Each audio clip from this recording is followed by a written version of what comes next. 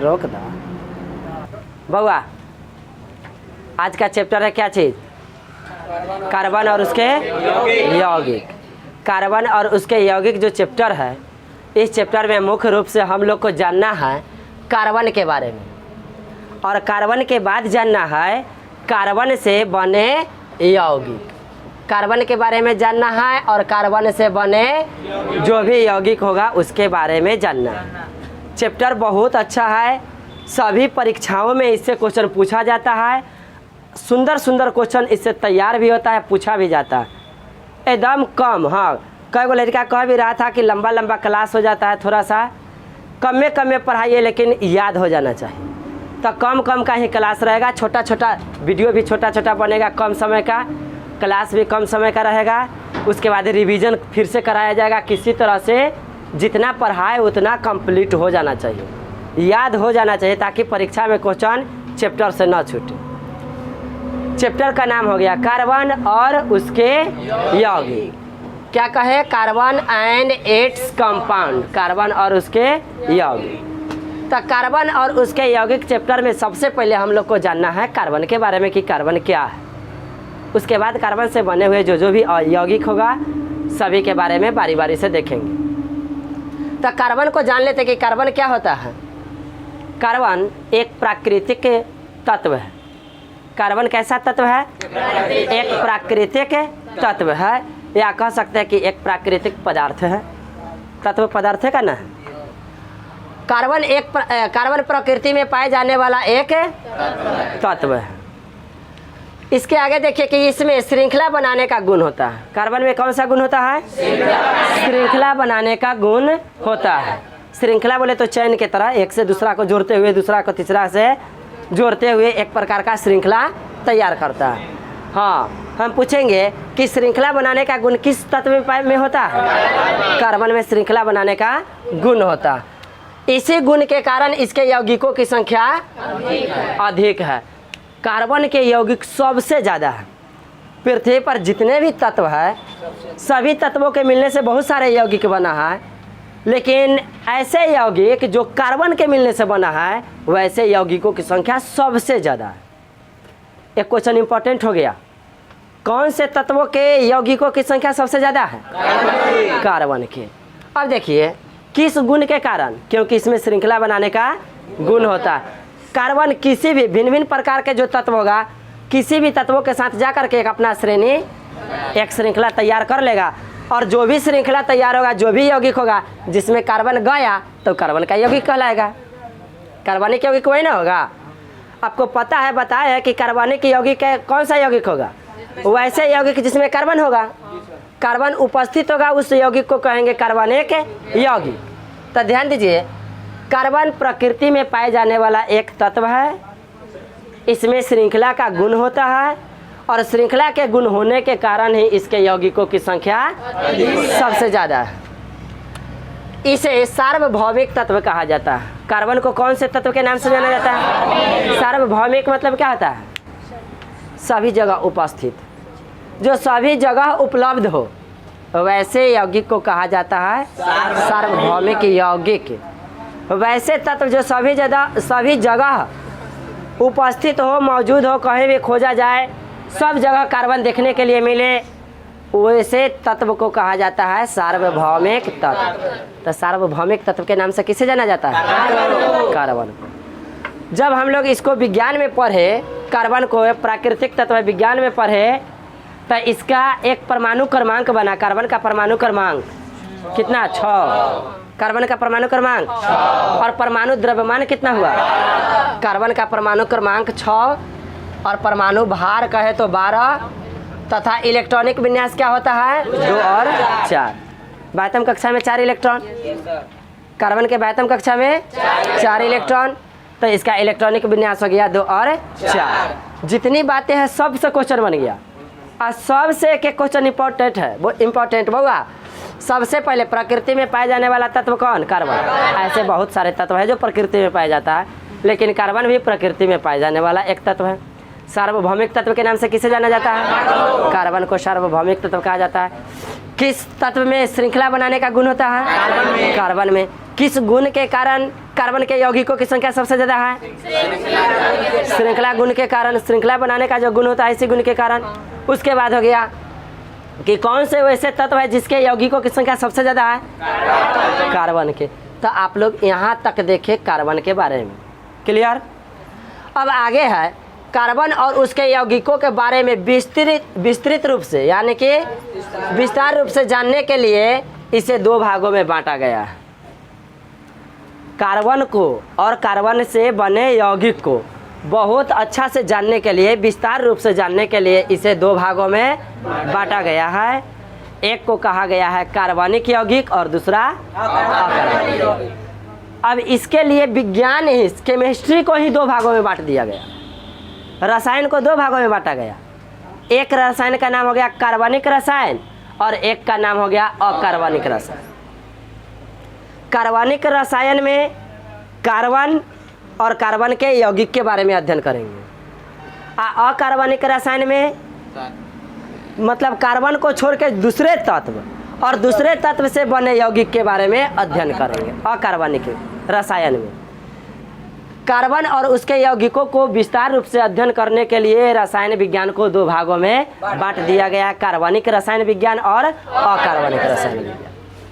अब कार्बनिक रसायन विज्ञान को अंग्रेजी में कहा गया ऑर्गेनिक केमिस्ट्री। कार्बनिक रसायन को ऑर्गेनिक केमिस्ट्री, अकार्बनिक रसायन को इनऑर्गेनिक केमिस्ट्री, कार्बनिक रसायन को अकार्बनिक रसायन को इनऑर्गेनिक केमिस्ट्री, क्लियर। आगे है कार्बनिक रसायन किसे कहेंगे। कार्बनिक रसायन रसायन की वह शाखा है जिसमें कार्बन तथा उसके यौगिकों के बारे में अध्ययन किया जाता है। कार्बन के संयोग से बने यौगिक कार्बनिक यौगिक कहलाता है। मतलब कोई भी यौगिक बनेगा जिसमें कार्बन जुटेगा, कार्बन उसमें रहेगा, तब यौगिक क्या कहलाएगा कार्बनिक यौगिक। तो कार्बनिक रसायन जान गए, रसायन विज्ञान की वह शाखा जिसमें कार्बन और कार्बन से बने यौगिक के बारे में अध्ययन किया जाएगा, कार्बनिक रसायन कहलाएगा। कार्बनिक रसायन ऑर्गेनिक केमिस्ट्री कहलाएगा। और एक आ गया क्या इनऑर्गेनिक अकार्बनिक, मतलब अकार्बनिक मतलब क्या जिसमें कार्बन नहीं होना चाहिए।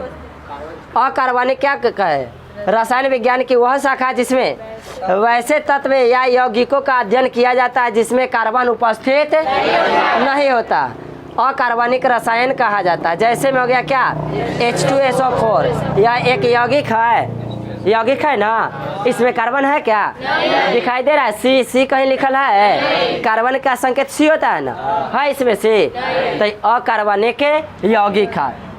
इसमें तो सी है, Cl है, सी नहीं है, Cl है, कार्बन नहीं है, क्लोरीन है, ये हाइड्रोक्लोरिक अम्ल है ना, NaCl सोडियम है ना, सोडियम क्लोराइड। तो यहाँ भी सी देखने से नहीं Cl है, सी कैपिटल वाला सी होगा अकेला कार्बन के, ये क्लोरीन है। तो ये सब यौगिक कैसा है अकार्बनिक यौगिक। अब आपको क्वेश्चन में पूछे इनमें कौन कार्बनिक यौगिक है या कहेगा इनमें कौन अकार्बनिक यौगिक है, और ऑप्शन देगा 4 गो यौगिक का सूत्र दे करके, तब पहचान लेंगे ना। जिसमें सी रहेगा कार्बन रहेगा वो कार्बनिक यौगिक, और जिसमें सी नहीं है उसे अकार्बनिक यौगिक। आप ध्यान देंगे आगे कार्बनिक यौगिक में एग्जाम्पल हम नहीं बताए, एग्जाम्पल देखिए CH4 यह है, सी कार्बन है, और क्या है हाइड्रोजन C2H6 कार्बन हाइड्रोजन है, CH4 C2H6 C3H8 Na2CO3 यह भी कार्बन है। तो यहाँ कार्बनिक यौगिक का यह सब क्या है एग्जाम्पल हो गया, और नीचे आ गया एग्जाम्पल अकार्बनिक यौगिक का। कार्बनिक यौगिक और अकार्बनिक यौगिक के बारे में आप जान गए, जिसमें कार्बन उपस्थित होगा कार्बनिक यौगिक कहलाएगा, जिसमें कार्बन उपस्थित नहीं होगा अकार्बनिक यौगिक कहलाएगा।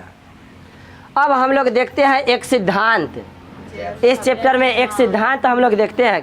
कौन सा सिद्धांत है जैव शक्ति सिद्धांत। बहुत अच्छा सिद्धांत है, बहुत बढ़िया। जैव शक्ति सिद्धांत को कहा गया है विटल फोर्स थ्योरी। क्या कहा गया विटल फोर्स थ्योरी, जैव शक्ति सिद्धांत। अब सुनिए जैव शक्ति सिद्धांत के बारे में। जैव शक्ति सिद्धांत किसने दिया था, रसायन के एक वैज्ञानिक बर्जीलियस। किसने दिया था 1815 में। 1815 ईस्वी में रसायन वैज्ञानिक बर्जिलियस ने जैव शक्ति सिद्धांत दिया और इस सिद्धांत में उन्होंने बताया कि कोई भी कार्बनिक यौगिक जो हम लोग अभी यहाँ पे देखें या आगे भी अभी एक बुक में पढ़ने के लिए मिलेगा, उस समय जिस समय 1815 में यह सिद्धांत दिया गया, उस समय बर्जिलियस ने बताया कि कोई भी ऐसे कार्बनिक यौगिक नहीं है जिसे मानव बना सकता है, मनुष्य नहीं बना सकता है। सभी कार्बनिक यौगिक जीव जंतुओं, मनुष्यों और पेड़ पौधों से प्राप्त होता है। उसे किसी मनुष्य के द्वारा कोई रासायनिक प्रक्रिया से प्रयोगशाला में नहीं बनाया जा सकता। जैसे कि प्रयोगशाला में भिन्न भिन्न प्रकार के पदार्थ है, भिन्न भिन्न प्रकार के यौगिक बनाया जाता है ना। प्रयोगशाला में भिन्न भिन्न प्रकार की वस्तुएं का उत्पादन प्रयोगशाला में होता है ना। कोई ऐसे कार्बनिक यौगिक का निर्माण प्रयोगशाला में नहीं हो सकता। मनुष्य यह चीज़ को नहीं बना सकता। यही सिद्धांत जैव शक्ति सिद्धांत कहलाया। और जो भी कार्बनिक यौगिक प्रकृति में है, प्रकृति में जो पाया जाता है कार्बनिक यौगिक, वह सब पेड़ पौधे, जीव जंतुओं और मनुष्यों के अवशेषों से कहिए या मनुष्यों से प्राप्त होता है। और कैसे प्राप्त होता है? तो एक रहस्यमय घटना के द्वारा प्राप्त होता है। समझिए तो कोई दैविक शक्ति होता है, एक दैविक शक्ति के द्वारा कोई रहस्यमय घटना का मतलब क्या? अचानक कहीं कोई भगवान का प्रकट हो जाना, एक रहस्यमय घटना हो गया। एक दैविक शक्ति से जोड़ दिया गया, इसे दैविक शक्ति आ गया। तब बर्जिलियस का मानना था कि एक दैविक शक्ति है, एक रहस्यमय घटना है, जिसके कारण कार्बनिक यौगिक का निर्माण होता है। इसे प्रयोगशाला में मनुष्यों द्वारा नहीं बनाया जा सकता। तो यही रहस्यमय घटना ही क्या कहलाया? जैव शक्ति सिद्धांत कहलाया। किसके द्वारा दिया गया? बर्जिलियस के द्वारा दिया गया। लेकिन संजोग ऐसा हुआ कि बर्जिलियस ने जो सिद्धांत दिया, उनके सिद्धांत को उनके ही शिष्यों ने इनका सिद्धांत को गलत कर दिया, उस पर सटीक रिजल्ट प्राप्त कर लिया। बर्जिलियस के शिष्य थे, बर्जिलियस के शिष्य कौन थे? फ्रेडरिक बोहलर। इन्होंने साबित करके दिखा दिया कि कार्बनिक यौगिक को प्रयोगशाला में बनाया जा सकता है। और उन्होंने बनाया, प्रूव्ड किया और आगे भी बताया कि बहुत सारे कार्बनिक यौगिक को प्रयोगशाला में बनाया जा सकता है। एक बनाया भी अमोनियम साइनाइड को। अमोनियम साइनाइड को उन्होंने क्या किया? गर्म किया। और अमोनियम साइनाइड को जब प्रयोगशाला में ले जा करके गर्म किया, तब गर्म करने के बाद एक कार्बनिक यौगिक प्राप्त हुआ, यूरिया। कौन सा यौगिक प्राप्त हुआ? यूरिया। बहुत महत्वपूर्ण क्वेश्चन है। वह कौन सा कार्बनिक यौगिक है जिसे सबसे पहली बार प्रयोगशाला में बनाया गया? यूरिया। नहीं तो ऐसे यूरिया उससे पहले प्रयोगशाला में नहीं बनता था। यूरिया प्राप्त होता है मलमूत्र से, मलमूत्र से यूरिया प्राप्त होता है। वह कार्बन का एक यौगिक है, कार्बनिक यौगिक है। यूरिया कार्बनिक यौगिक है, लेकिन मलमूत्र के द्वारा प्राप्त होता था, उससे प्राप्त होता था। बुआ कभी कभी देखता होगा कहीं ज़मीन पर, खेत में कहीं कोई व्यक्ति हो या कोई जानवरें हो, टॉयलेट कर देता है, वहाँ पर कोई हरा भरा पौधा रहता है, वह जल जाता है, पीला हो जाता है। काहे? यूरिया पाया जाता है उसमें। यूरिया अधिक मात्रा में उस पौधा पर पड़ा, पौधा खराब हो जाता है, नष्ट हो जाता है। तो यूरिया पहले भी पता चला था, बर्जिलियस बताया था कि जीव जंतु से ही प्राप्त होगा। लेकिन बर्जिलियस के ही शिष्य कौन? फ्रेडरिक बोहलर ने अमोनियम साइनाइड को गर्म करके यूरिया को प्रयोगशाला में भी बना दिया और प्राप्त हुआ कार्बनिक के यौगिक। कौन सा? यूरिया। बहुत इंपॉर्टेंट क्वेश्चन बन गया। तो हम आपको बताना चाह रहे थे कि जैव शक्ति सिद्धांत क्या है, बता दिए। आपको भाषा बना करके लिखने में थोड़ा असुविधा होता है, इसके लिए हम ये बोर्ड पर पहले नोट कर देते हैं कि इससे आप एक अच्छा सा नोट तैयार कर सकते हैं। नोट तैयार हो जाएगा। लेक्चर यदि बढ़िया से समझ में आ गया होगा तो नोट बनाने के बाद कॉपी में लिखने के बाद एक बार दो बार पढ़ेंगे, याद भी हो जाएगा, समझ में भी अच्छा से आएगा। बउआ देखिए 1815 ईस्वी में बर्जिलियस नामक वैज्ञानिक ने जैव शक्ति का सिद्धांत दिया। उनका मानना था कि कार्बनिक यौगिक जीवों की उपस्थिति में एक रहस्यमयी शक्ति से बनता है। जीवों की उपस्थिति में, चाहे कोई भी प्रकार के जीव हो, जितने भी सजीव है, सजीवों की उपस्थिति में एक रहस्यमयी शक्ति से बनता है। किनका मानना था? बर्जिलियस का। इसके यौगिकों को मानव द्वारा नहीं बनाया जा सकता है। यूरिया कार्बनिक यौगिक है जो मलमूत्र से प्राप्त होता है। फार्मिक अम्ल कार्बनिक यौगिक है जो बिच्छू, चींटी और मधुमक्खी के डंक से प्राप्त होता है, उसमें पाया जाता है। और मीथेन कार्बनिक यौगिक है जो धान की दलदली क्षेत्रों में पाया जाता है। धान उगाया जाता है ना, उसका जो दलदली क्षेत्र होता है उसमें पाया जाता है मीथेन। तो यह 3 प्रकार के कार्बनिक यौगिक के बारे में बताए थे बर्जिलियस कि यह सब कार्बनिक यौगिक है और यह सजीवों से प्राप्त होता है। कार्बनिक यौगिक को प्रयोगशाला में नहीं बनाया जा सकता बउआ।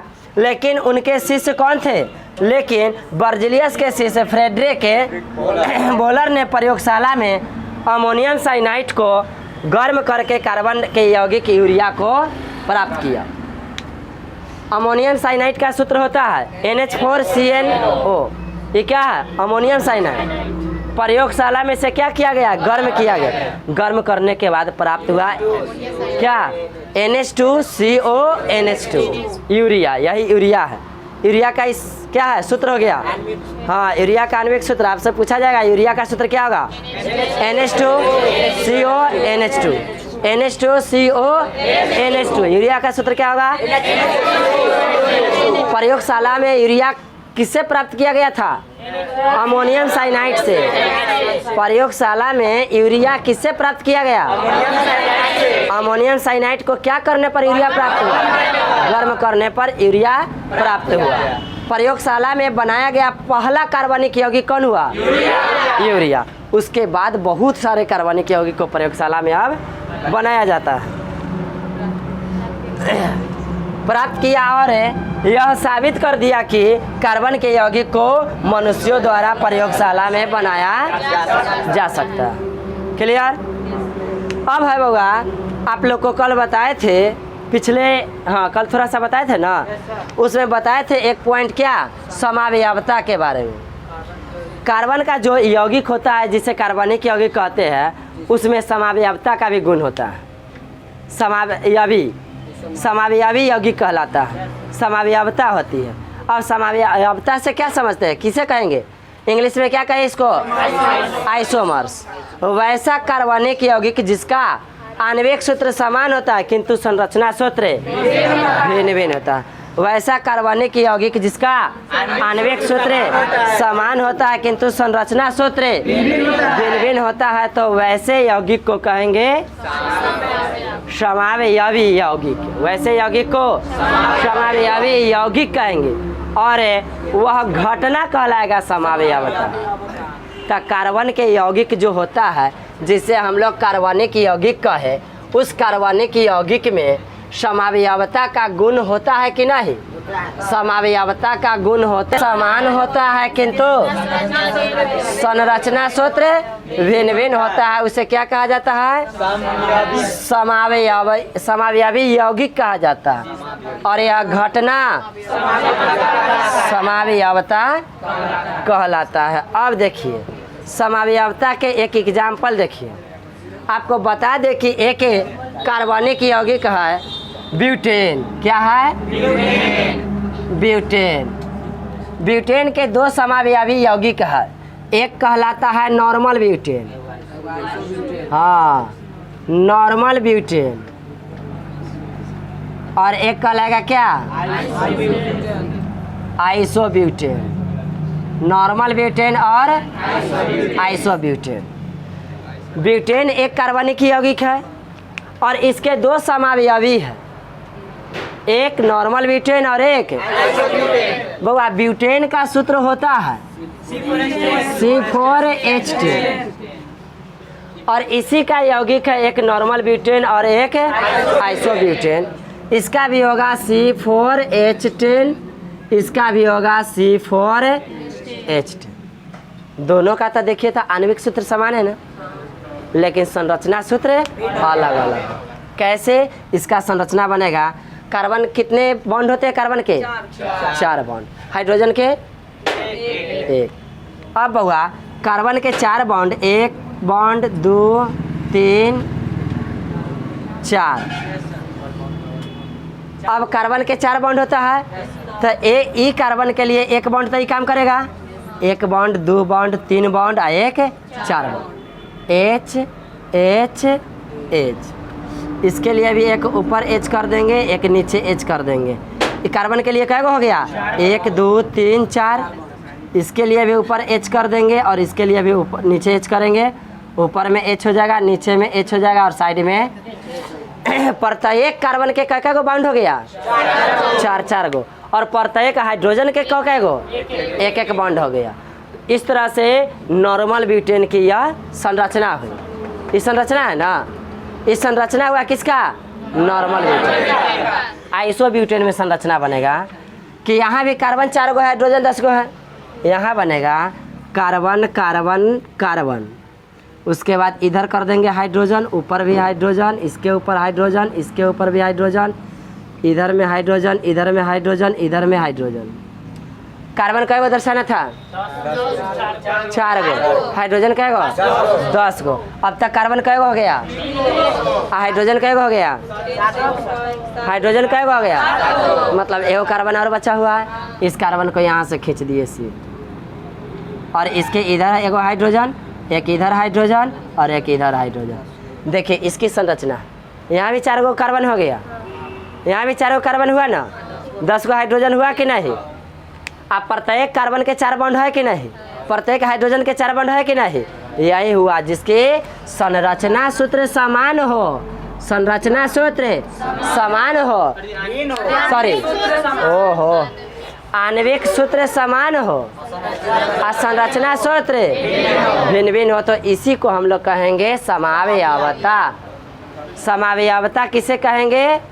जिसका आणविक सूत्र समान हो और संरचना सूत्र भिन्न भिन्न हो, तो वैसे यौगिक को कहेंगे समावयवी यौगिक, और यह पूरी घटना कहलाया समावयव। क्लियर? तो आज का छोटा क्लास केवल कार्बन से परिचय करवाए हैं, इसके यौगिक से। ये क्लास चलेगा लगभग 4-5 क्लास में जाएगा ये।